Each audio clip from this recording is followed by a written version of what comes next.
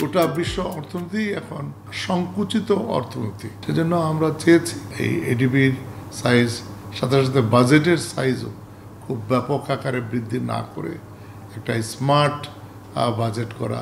যদি ঋণ নিয়ে যে প্রকল্পগুলি করা হচ্ছে ওগুলো চালু না হয় তাহলে ঋণ নির্ভরশীলতা একটা দুর্দশা সৃষ্টি করবে।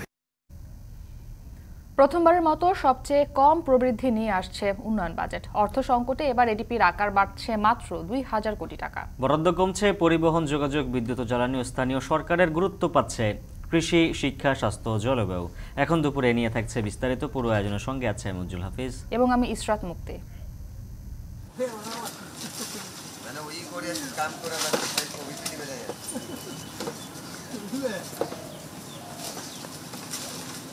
এবার আম যা আসছে, এই আম খুবই কম, পাতলা পাতলা আম হয়েছে। আম যেটা নামালাম এটা ভালো পেয়েছে, বাদ বাকি কিনে খুব কম আছে। আমের ফলাফল মনে করলাম জিরো হবে, জিরো না, এবার মোটামুটি ভালো আম আছে। আল্লাহর কি মহম্মদ, দেখেন যে একটা বৃষ্টিতেই আমাদের আমটা প্রায় এখন 250-300 গ্রাম ওজন হয়ে গেছে। এবার আপনার আমটা ফলন কম, তবে দামটা বেশি। সরকার নির্ধারিত সময়সূচি মেনে রাজশাহীতে শুরু হয়েছে আমপাড়া। প্রথম ধাপে নামানো হচ্ছে গুটি ও আটি জাতের আম। এ মাসে নামানো হবে গোপালভোগ, লক্ষণভোগ ও ক্ষীরসাপাত। এনু এখন দুপুরে রয়েছে বিস্তারিত। তবে শুরুতেই উন্নয়ন বাজেটের খবর। আগামী অর্থ বছরের উন্নয়ন বাজেটে বাড়ছে বিদেশি ঋণ নির্ভরতা। অর্থনীতিবিদরা সাবধানে পা ফেলার পরামর্শ দিলেও পরিকল্পনা প্রতিমন্ত্রী বলছেন সহজ শর্তে দীর্ঘমেয়াদী ঋণ নেবে সরকার। এদিকে প্রস্তাবিত উন্নয়ন বাজেটে পরিবহন ও যোগাযোগ, বিদ্যুৎ ও জ্বালানি এবং স্থানীয় সরকারের খাতের বরাদ্দ কমছে। গুরুত্ব দেওয়া হচ্ছে কৃষি, শিক্ষা, স্বাস্থ্য ও জলবায়ু খাতকে। সব মিলিয়ে 2,65,000 কোটি টাকার বার্ষিক উন্নয়ন কর্মসূচি চূড়ান্ত করতে যাচ্ছে সরকার। তবে খাত ভিত্তিক বিবেচনায় এবারও শীর্ষেই থাকছে পরিবহন ও যোগাযোগ। বেলায়েত হোসাইনের প্রতিবেদন। উত্তরা থেকে মতিঝিল এমআরটি লাইন ৬ চলমান অর্থবছরে সম্পন্ন হওয়া একটি মেগা প্রকল্পের সুফল ভোগ করছেন এখন রাজধানীবাসী। নগরবাসীকে যানজট থেকে আরও স্বস্তি দিতে এবার ম্যাস র্যাপিড ট্রানজিট বা এমআরটি লাইন ১ প্রকল্পের আওতায় পাতাল রেল নির্মাণের উদ্যোগ নিয়েছে সরকার। এর মধ্য দিয়ে পাতাল রেল যুগে প্রবেশ করতে যাচ্ছে বাংলাদেশ। বিমানবন্দর থেকে রামপুরা হয়ে এটি চলে যাবে কমলাপুর পর্যন্ত, আর উড়াল অংশটি যাবে পূর্বাচলের দিকে। আগামী অর্থ বছরে প্রস্তাবিত মেগা প্রকল্পের তালিকায় এটি রয়েছে প্রথম দিকে। এছাড়াও ঢাকা আশুলিয়া এলিভেটেড এক্সপ্রেসওয়ে নির্মাণ, রূপপুর পারমাণবিক বিদ্যুৎ কেন্দ্র, মাতারবাড়ি কয়লা বিদ্যুৎ কেন্দ্র সহ 5টি মেগা প্রকল্প পুরো বার্ষিক উন্নয়ন কর্মসূচির 13% বেশি বরাদ্দ পাচ্ছে। সব মিলিয়ে উন্নয়ন বাজেটের জন্য 2,65,000 কোটি টাকার এডিপি চূড়ান্ত করতে যাচ্ছে জাতীয় অর্থনৈতিক পরিষদ, যা চলমান অর্থবছরের অনুমোদিত এডিপির তুলনায় মাত্র 2,000 কোটি টাকা বেশি। এই প্রথমবারের মতো আগের অর্থবছরের তুলনায় সবচেয়ে কম বৃদ্ধি নিয়ে উন্নয়ন কর্মসূচি হাতে নিচ্ছে সরকার। পরিকল্পনা প্রতিমন্ত্রী বলেন, চলমান অর্থনৈতিক পরিস্থিতি বিবেচনায় নিয়ে বাস্তবতার নিরিখেই এডিপির আকার চূড়ান্ত করছে সরকার।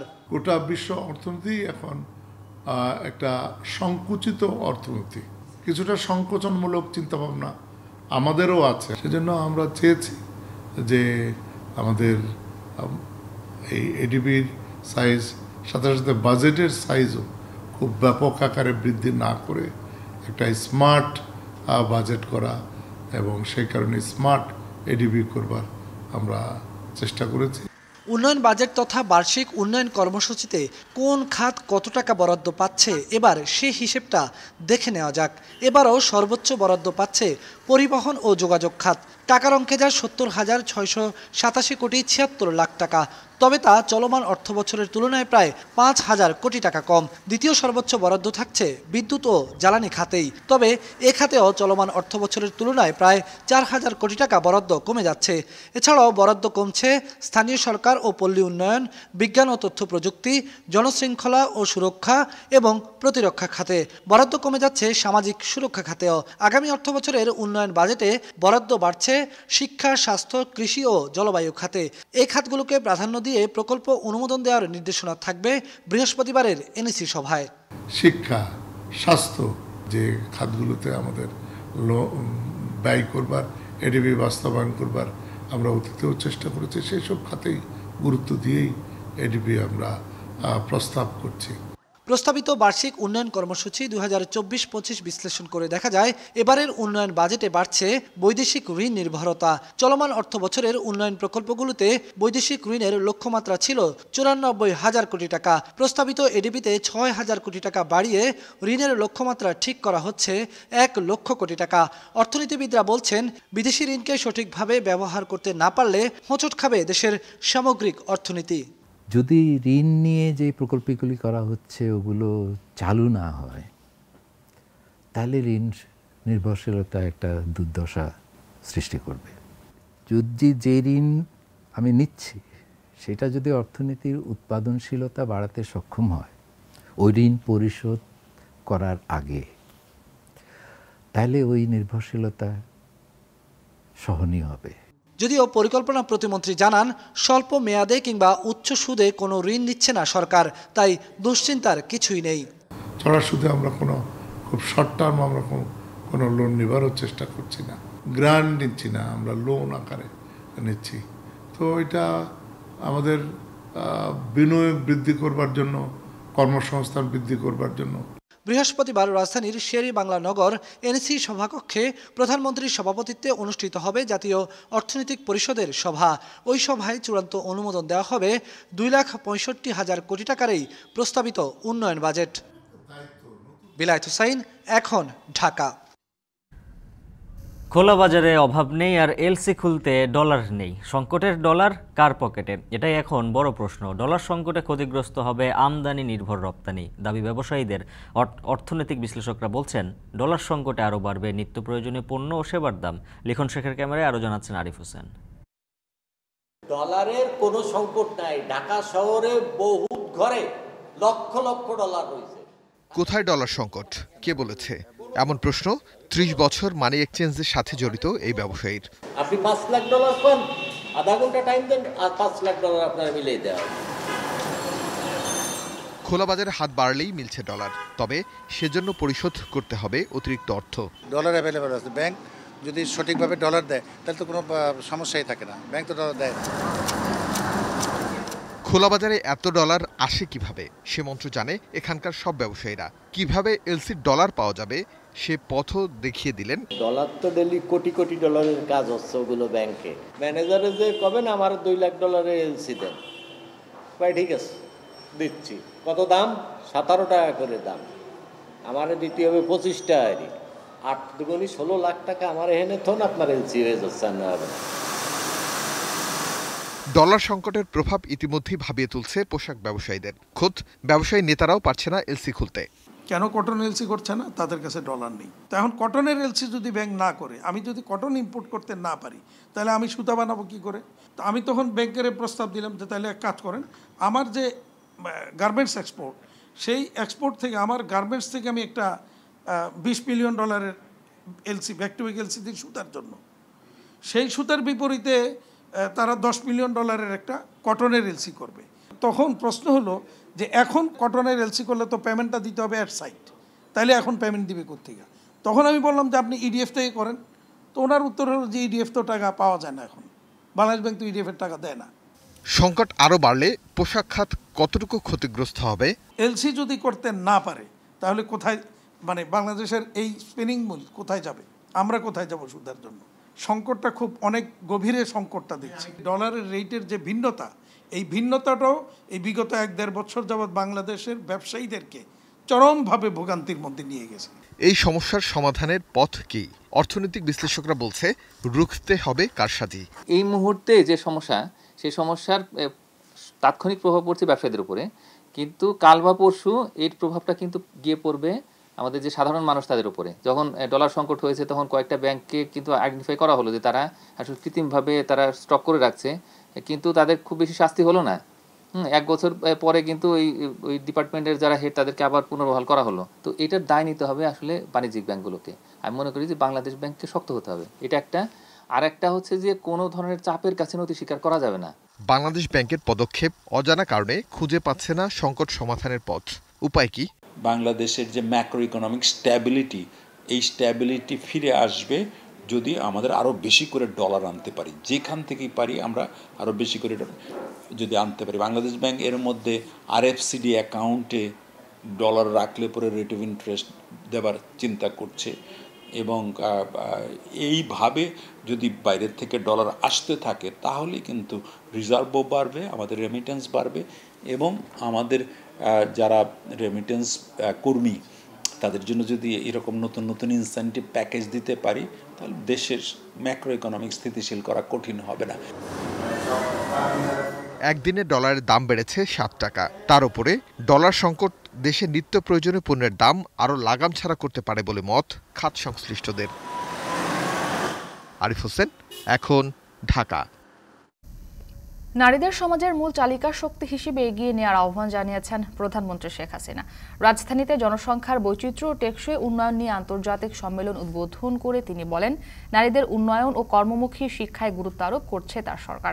সকলের জন্য প্রয়োজনীয় স্বাস্থ্যসেবা নিশ্চিত করাও সরকারের লক্ষ্য বলে জানিয়েছেন প্রধানমন্ত্রী। হাসিব বিল্লাহ জানাবেন বিস্তারিত। প্রজনন, স্বাস্থ্য, অধিকার ও নারীর ক্ষমতায়ন নিশ্চিতের লক্ষ্যে ৩০ বছর ধরে কাজ করছে international conference on population and development ICPD. আইসিপিডির ৩ দশক পূর্তিতে ঢাকায় 2 দিনের বৈশ্বিক সংলাপ শুরু হলো বুধবার। বাংলাদেশ, বুলগেরিয়া ও জাপান সরকারের যৌথ উদ্যোগে এ সংলাপের আয়োজন করেছে ইউএনএফপিএ। জনসংখ্যার বৈচিত্র্য ও টেকসই উন্নয়ন শীর্ষকে সংলাপে অংশ নিয়েছে 48টি দেশের 2 শতাধিক প্রতিনিধি। বৈশ্বিক সংলাপের উদ্বোধন করে প্রধানমন্ত্রী শেখ হাসিনা বলেন, নারী ও শিশু স্বাস্থ্য উন্নয়নে ব্যাপক কর্মসূচি নিয়েছে তার সরকার, যার ফলে 15 বছরে কমেছে বাল্যবিবাহ ও শিশু মৃত্যুর হার। মা ও শিশু সহায়তা কর্মসূচি বাস্তবায়নের মাধ্যমে 13 লাখ উপকারভোগীকে আর্থিক সহায়তা প্রদান করা হচ্ছে। বর্তমানে বাংলাদেশে শিশু মৃত্যু হার প্রতি 1000-এ 21 জন এবং নারী ও কন্যা শিশুদের কল্যাণে বিভিন্ন সরকারি উদ্যোগের ফলে বাল্যবিবাহের হার বহুলাংশে হ্রাস পেয়েছে। বাল্যবিবাহ, যৌতুক, নারীর প্রতি সহিংসতা রোধে সম্মিলিত সামাজিক আন্দোলনের কোনো বিকল্প নেই। আমাদের মেয়েদের কেবল ভুক্তভোগী হিসেবে না দেখে তাদের পরিবর্তনের মূল চালিকা শক্তি হিসেবে প্রস্তুত করতে হবে। নারী ও শিশুর জন্য প্রয়োজনীয় স্বাস্থ্যসেবা নিশ্চিতের গুরুত্ব তুলে ধরে তাদের সহায়তায় আরও বেশি বৈশ্বিক অর্থায়নের আহ্বান জানান প্রধানমন্ত্রী। পাশাপাশি ফিলিস্তিনের সংঘাত বন্ধে বিশ্ব নেতাদের প্রতি দৃষ্টি আকর্ষণ করেন তিনি। বাংলাদেশে আশ্রয় নেওয়া মিয়ানমার থেকে জোরপূর্বক উচ্ছেদকৃত রোহিঙ্গা জনগোষ্ঠী এবং ইসরায়েলের গণহত্যা ও আগ্রাসনের ফলে নিপীড়িত ফিলিস্তিনি জনগণের কথা, বিশেষ করে বিপুল সংখ্যক নারী ও শিশু ফিলিস্তিনে আজ প্রয়োজনীয় চিকিৎসা ও স্বাস্থ্য সেবা থেকে বঞ্চিত।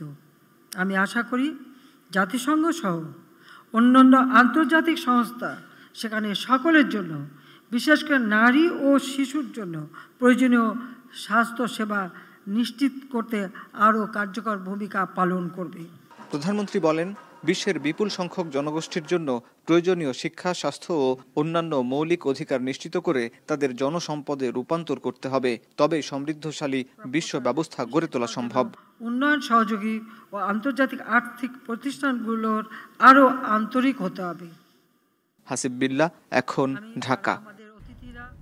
নির্বাচন নিয়ে আগের মতো অস্বস্তি নেই যুক্তরাষ্ট্রের, এবং 2 দেশ জলবায়ু ইস্যুতে সামনের দিনে কি করতে পারে সে বিষয় নিয়ে যুক্তরাষ্ট্রের মধ্য ও দক্ষিণ এশিয়া বিষয়ক সহকারী পররাষ্ট্রমন্ত্রী ডোনাল্ড লুর সঙ্গে আলোচনা হয়েছে বলে জানিয়েছেন পরিবেশ মন্ত্রী।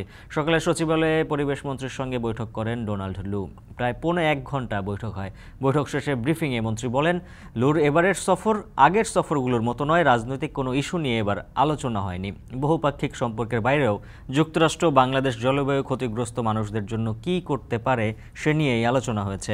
ভবিষ্যতে পূর্বাভাস ও বৈজ্ঞানিক গবেষণার কাজে নাসার স্যাটেলাইটের তথ্য বিনামূল্যে পাওয়ার ব্যাপারেও আলোচনা হয় বৈঠকে। আর ডোনাল্ড লু জানান, জলবায়ু পরিবর্তনের প্রভাব মোকাবিলায় বাংলাদেশকে সহায়তা করতে আগ্রহী যুক্তরাষ্ট্র।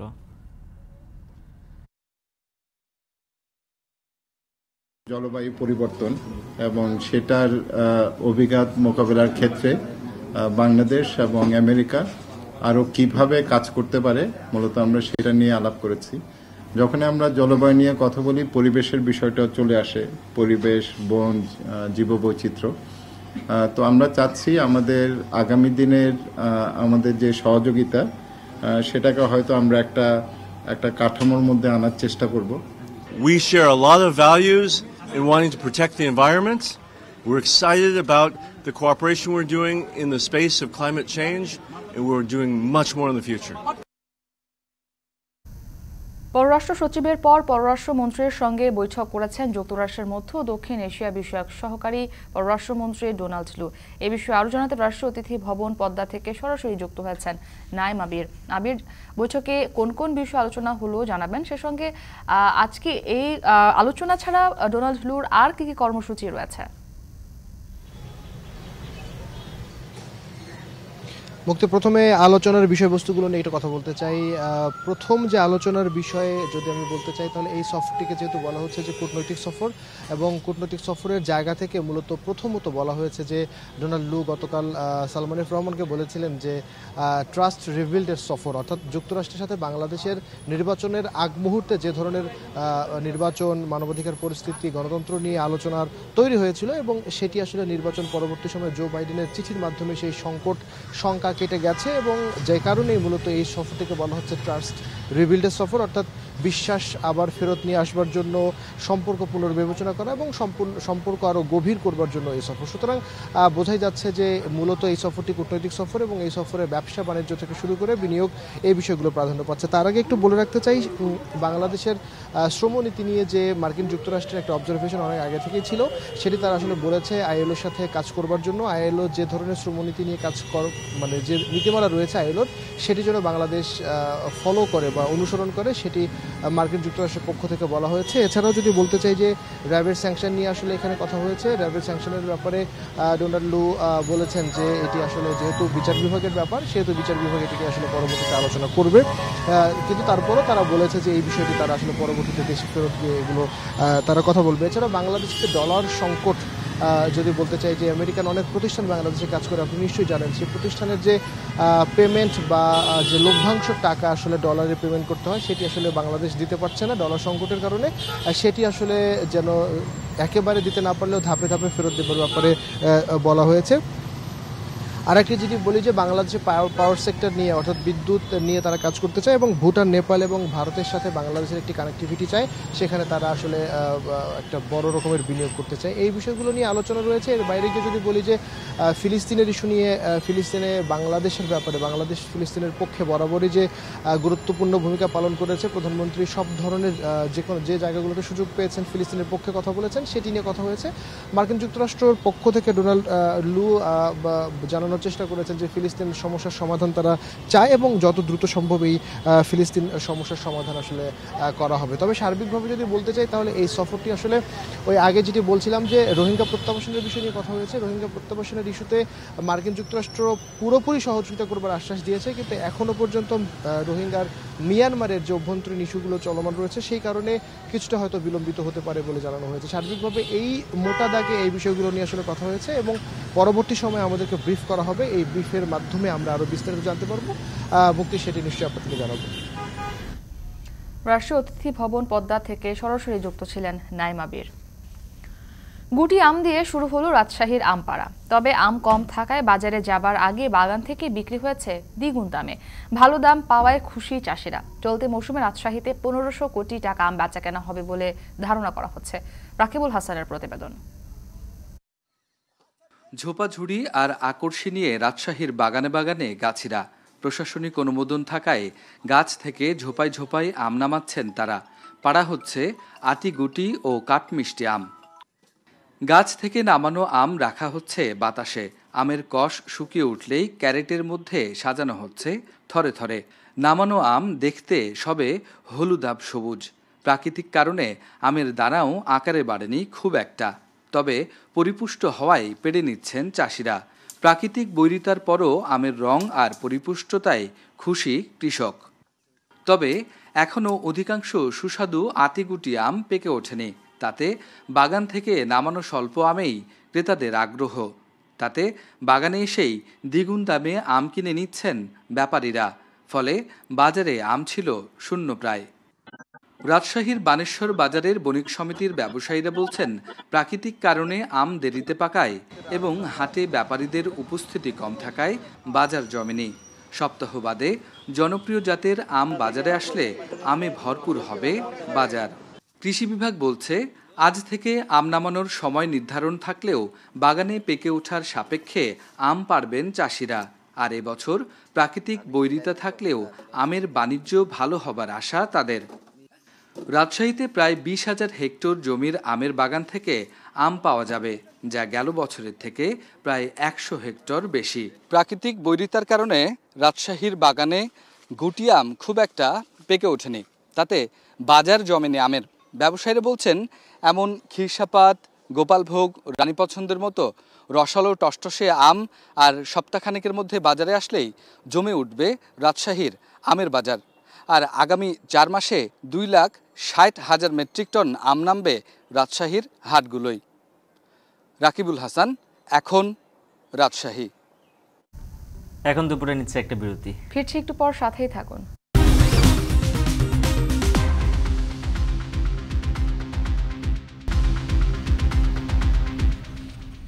ফিরে এলাম বিরতির পর। দেখছেন এখন দুপুর। রাজধানীর এলিফ্যান্ট রোডে অভিযান চালিয়েছে কিছুক্ষণ আগে ভোক্তা অধিকার অধিদপ্তর। সে বিষয়ে বিস্তারিত জানবো, সেখানে ব্রিফিং করা হচ্ছে, সরাসরি চলে যাচ্ছে সেখানে।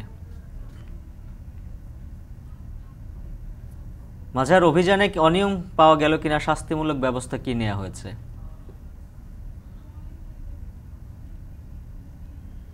সামাজিক যোগাযোগ মাধ্যমে কিন্তু আমরা বরাবরের মতোই বেশ কিছু যারা পণ্য বিক্রি করে, পোশাক বিক্রি করে সামাজিক যোগাযোগ মাধ্যমে আমরা দেখে থাকি যে দৃষ্টিনন্দন বিভিন্ন পোশাক কিন্তু সামাজিক যোগাযোগ মাধ্যমে বিক্রি করে থাকে। তো সেই জায়গাতে আসলে ভোক্তা অধিকার সংরক্ষণ অধিদপ্তর বেশ কিছু অনিয়মের চিত্র দেখতে পায় বেশ কিছুদিন আগে, এবং সেখান থেকে তারা যে অভিযোগটি জানিয়েছে, রাজধানীর এই এলিফ্যান্ট রোড এলাকার যে সুবাস্তু শপিং সেন্টার, এখানকার মূলত লাখানি কালেকশন নামে একটি পাইকারি বিপণন প্রতিষ্ঠানের দিকে কিন্তু তাদের অভিযোগ এসেছে, এবং মূলত ভোক্তা অধিকার সংরক্ষণ অধিদপ্তর সেখান থেকে আসলে সেই অভিযোগের ভিত্তিতে আজকে কিন্তু এখানে যারা পাইকারি বিক্রেতা তাদের এখানে অভিযান চালিয়েছে, এবং এখনো পর্যন্ত ভোক্তা অধিকার সংরক্ষণ অধিদপ্তর যেই তথ্য এখান থেকে পেয়েছে যে তারা 2022 সালের পর থেকে এই গত 23 এবং 24 এই প্রায় 1.5 বছর সময়ে যেই পরিমাণ পণ্য বিক্রি করেছে তার কিন্তু নির্দিষ্ট কোনো প্রমাণ তারা দেখাতে পারেনি। অর্থাৎ পাকিস্তান থেকে এলসির মাধ্যমে কাস্টমস হয়ে যেই তাদের কাছে যে পণ্যগুলো আসে তার যথেষ্ট প্রমাণ কিংবা তারা যে বিক্রি করে এবং তারও কিন্তু যথেষ্ট প্রমাণ এখানে তারা দেখাতে পারেনি, এবং বিশেষ করে তারা বেশ কিছু ক্যাশ মেমো বা বিক্রির দলিল তারা উপস্থাপন করলেও সেগুলো আসলে নকল হিসেবে কিন্তু প্রমাণ হয়েছে, এবং পরবর্তীতে তারা স্বীকারও করেছে যে আসলে নির্দিষ্ট তাদের যেই তারা এতদিনে যে পণ্য বিক্রি করেছে সেটার যে নির্দিষ্ট প্রমাণ যে আসলে সেটি নির্দিষ্ট বা অরিজিনাল পণ্য বা আসল পণ্য পাকিস্তান থেকেই আসা এমনটা কিন্তু তারা প্রমাণ করতে পারেনি। সেই জায়গা থেকে আসলে এখানে যারা যে লাখানি কালেকশন যারা পাইকারি বিপণন প্রতিষ্ঠান রয়েছে তাদেরকে আসলে অনির্দিষ্টকালের জন্য বা পরবর্তী পদক্ষেপ নেওয়া হবে কি নেওয়া হবে এখনো পর্যন্ত কিন্তু সেই সিদ্ধান্ত জানানো হয়নি, কারণ ভোক্তা অধিকার সংরক্ষণ অধিদপ্তর অনলাইনে যারা পণ্য বিক্রি করে, যেমন সানবিজ বাই তনি একটি পেজ রয়েছে বেশ জনপ্রিয় তারা, এবং তাদেরকে এবং এই বিপণন যে পাইকারি প্রতিষ্ঠান তাদেরকে একসঙ্গে বসিয়ে আসলে আলোচনার মাধ্যমে ভোক্তা অধিকার সংরক্ষণ অধিদপ্তর সেই সিদ্ধান্ত নেবে, এবং ততক্ষণ পর্যন্ত দুই পক্ষের কিছুদিন আগে তাদেরকে যেমন বিক্রয় বন্ধ করে দেওয়া হয়েছে, এবং আজকে এই যে পাইকারি বিক্রেতা তাদেরকেও আসলে বিক্রয় বন্ধ করে দেওয়া হয়েছে, এবং দুই পক্ষ বসে আসলে যখন সিদ্ধান্ত নেওয়া হবে এবং প্রমাণের ভিত্তিতে এরপরে আসলে তারা ব্যবসা কার্যক্রম চালিয়ে যেতে পারবে না তাদেরকে জরিমানা করা হবে, সেই সিদ্ধান্ত নেবে ভোক্তা অধিকার সংরক্ষণ অধিদপ্তর। উজ্জ্বল। মাঝার মাহবুব যুক্ত ছিলেন এলিফ্যান্ট রোড থেকে। গত কয়েকদিনের বৃষ্টি আর মেঘলা আবহাওয়ার পর আবারও বাড়ছে তাপমাত্রার পারদ। বড়দের পাশাপাশি জ্বর, সর্দি, কাশি সহ নানা রোগে আক্রান্ত হচ্ছেন শিশুরা। এই বিষয়ে আমাদেরকে আরো খবর জানাতে রাজশাহী নগরীর রেলগেট থেকে যুক্ত হয়েছেন মাসুমা আক্তার, এবং এরপরে খুলনা শিশু হাসপাতাল থেকে যুক্ত হয়েছেন রামিম চৌধুরী। তবে শুরুতে আমরা রাজশাহীতে যেতে চাই। মাসুমা, আপনার কাছে জানতে চাই যে রাজশাহীতে আজকে তাপমাত্রা কত দেখছেন, সেই সঙ্গে আসন্ন তাপপ্রবাহ নিয়ে আবহাওয়া অফিস কি বলছে?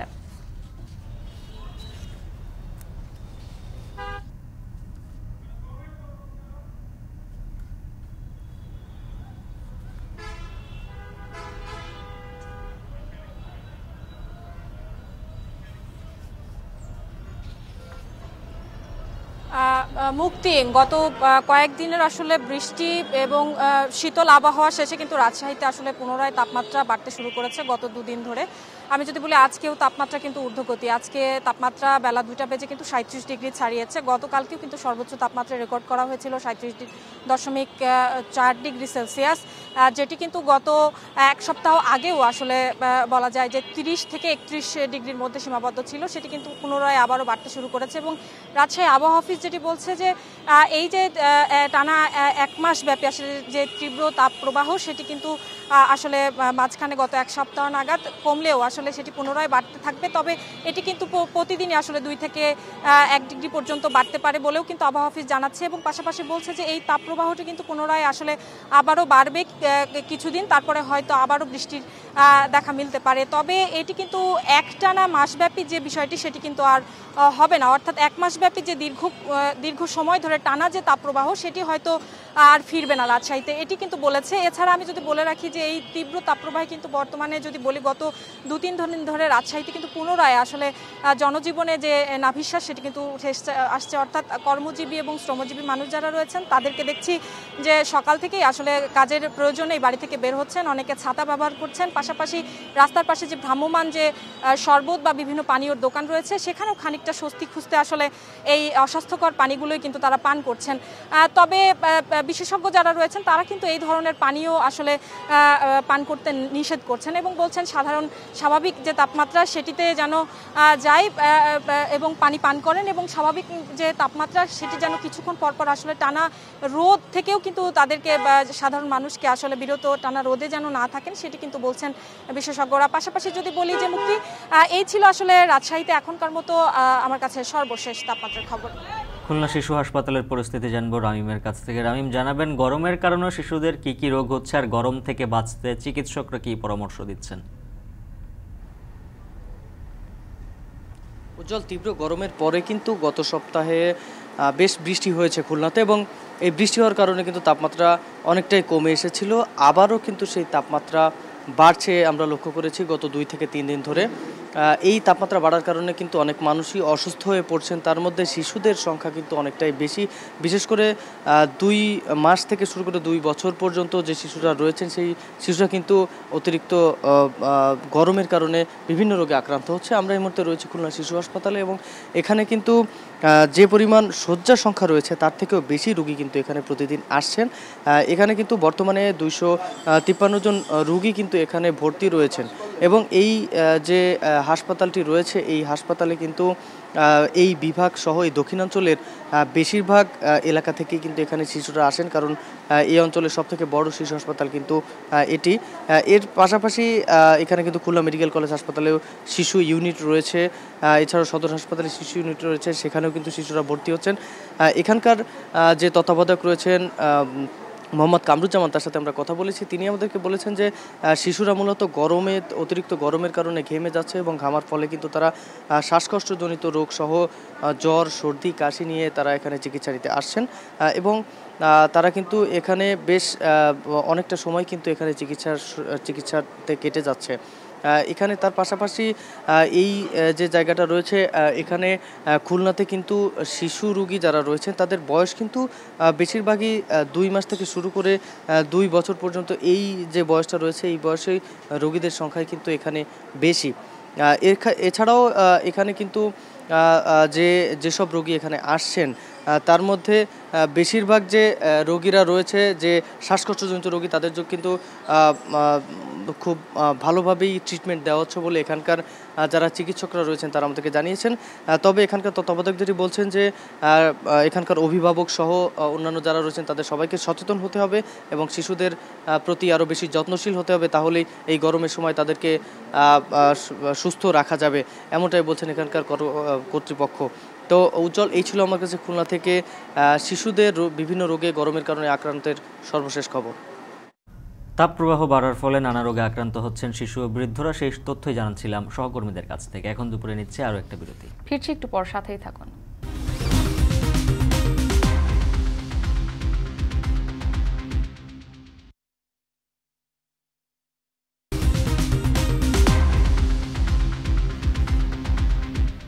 ফিরে এলাম বিরতির পর। দেখছেন এখন দুপুর। মৌলভীবাজারের শ্রীমঙ্গলে দ্বিতীয় চা নিলামে চায়ের দাম কমেছে, দ্বিগুণেরও বেশি কমেছে বিক্রিও। এই নিলামে 30 ভাগেরও কম চা পাতা নিলামে বিক্রি হয়েছে। ভরা মৌসুমে চায়ের গুণগত মান ভালো না থাকায় দাম পাওয়া যাচ্ছে কম। এর কারণ হিসেবে ব্রোকার্স ও বায়রা দায়ী করছেন তীব্র খরাকে। মৌলভীবাজার থেকে এম এ হামিদের প্রতিবেদন। চা বোর্ড চায়ের সর্বনিম্ন মূল্য মানভেদে ধরে দেওয়ার পরও ঘুরে দাঁড়াতে পারছে না চা শিল্পটি। চায়ের দাম বেঁধে দেয় আশায় বুক বেঁধেছিলেন বাগান মালিকরা, কিন্তু অনাবৃষ্টিতে চা বাগানে দেখা দিয়েছে নানা রোগ। দ্বিতীয় নিলামে ভালো পাতা না থাকায় দামও ভালো পাওয়া যায়নি। অনেক বায়ার চা পাতা কেনেননি। এই অকশনে চায়ের গুণগত মান এটা একটা ভালো না। পর্যটক নগর শ্রীমঙ্গলের শহরের যে চাহিদা, চায়ের যে চাহিদা ওই রকম চা নিলামে নাই। এখন বাঞ্জি রাউন্ড চলতেছে, এই বাঞ্জি রাউন্ডে সাধারণত চা ভালো হয় না। পরার যে চাগুলো এখন আসছে বেশিরভাগ চাই আপনার ব্রাউন এবং হালকা ফ্লেকি চা। যদিও প্রথম নিলামে নতুন ভালো পাতা ওঠায় দাম কিছুটা ভালো পাওয়া যায়, আর এই নিলামে দ্বিগুণের চেয়েও বেশি কমেছে চায়ের দাম। এজন্য চায়ের গুণগত মানকে দায়ী করছেন ব্যবসায়ীরা। কেজিতে 10 থেকে 20 টাকা ছাড় দিয়েও বিক্রি হচ্ছে না।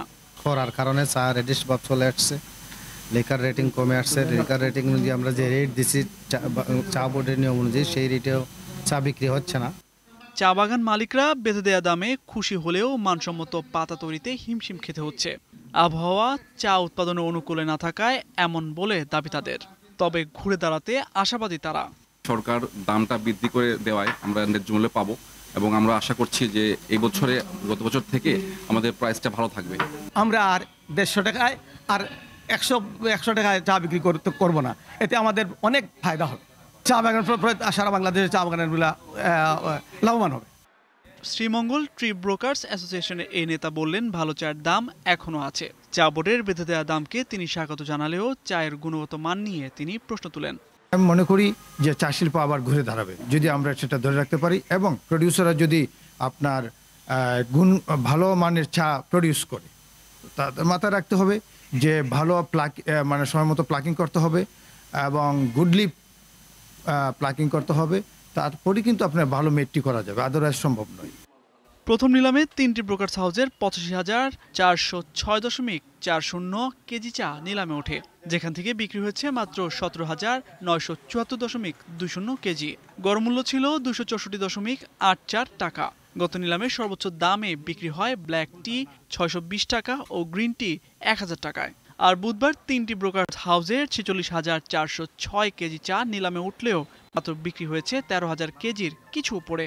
অথচ এদিন ব্ল্যাক টির সর্বোচ্চ কেজি ছিল মাত্র 260 টাকা ও গ্রিন টি 1000 টাকা। এখন মৌলভীবাজার। টি-20 বিশ্বকাপে অংশ নিতে যুক্তরাষ্ট্রে যাওয়ার আগে সংবাদ সম্মেলনে কথা বলছেন বাংলাদেশ অধিনায়ক নাজমুল হোসেন শান্ত। সরাসরি চলে যাচ্ছে সেখানে।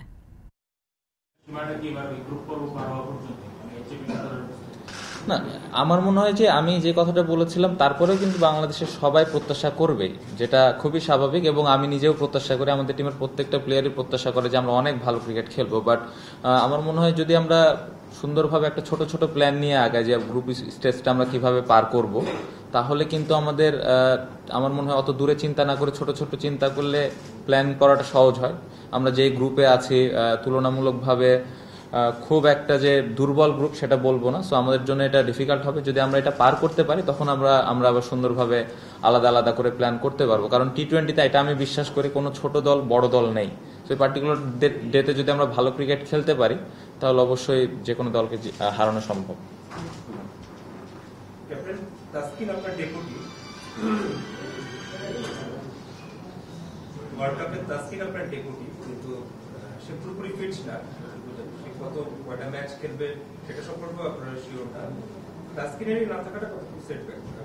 না, এখন পর্যন্ত আশাই করছি না যে তাসকিন থাকবে না। আমরা আশা করছি যে তাসকিন সুস্থ হয়ে যাবে, প্রথম ম্যাচ থেকে অ্যাভেলেবেল থাকবে। যদি না থাকতে পারে তাহলে এটা অবশ্যই আমাদের টিমের one of the best bowler এবং মেইন বোলার আমি বলবো। না থাকতে পারলে সেক্ষেত্রে আমাদের যে ব্যাকআপ অপশন আছে ওটা নিয়েই আগাইতে হবে। বাট অবশ্যই আমি যেটা আশা করি বা মেডিকেল ডিপার্টমেন্ট থেকে যতটুকু বুঝতে পেরেছি আমার মনে হয় সে প্রথম ম্যাচ থেকে খেলতে পারবে ইনশাল্লাহ। এটা ব্যাকআপ নিয়ে এই মুহূর্তে আসলে চিন্তা না করে আমার মনে হয় যে সবাই যেন প্রস্তুত থাকে এবং ওই অনুযায়ী প্ল্যানটা করা হয়েছে। আপনি যদি দেখেন যে হাসান মাহমুদ টিমের সাথে হয়তো যাবে, সো ও যেন আস্তে আস্তে রেডি থাকে। অবশ্যই একটা তো থাকা ভালো।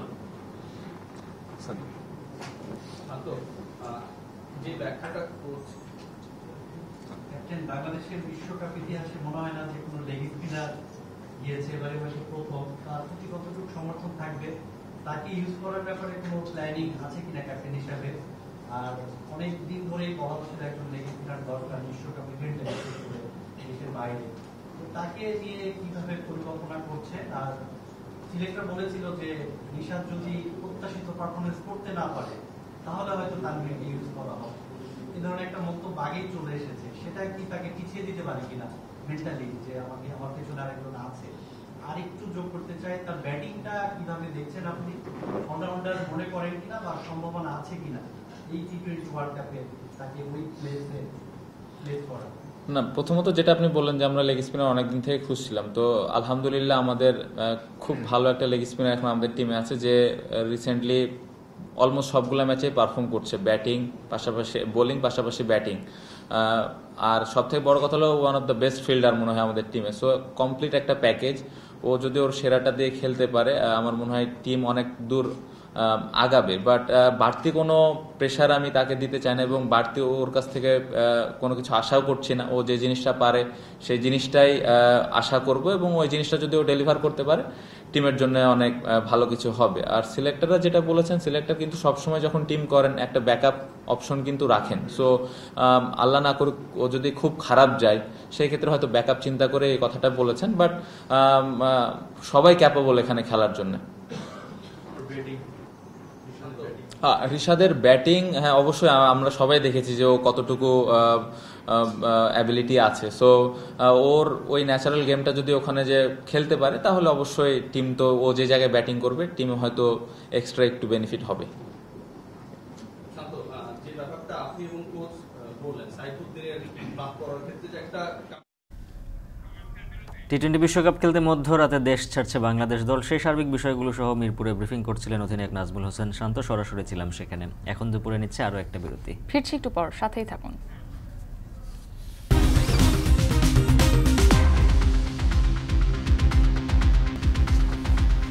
ফিরে এলাম বিরতির পর। দেখছেন এখন দুপুর।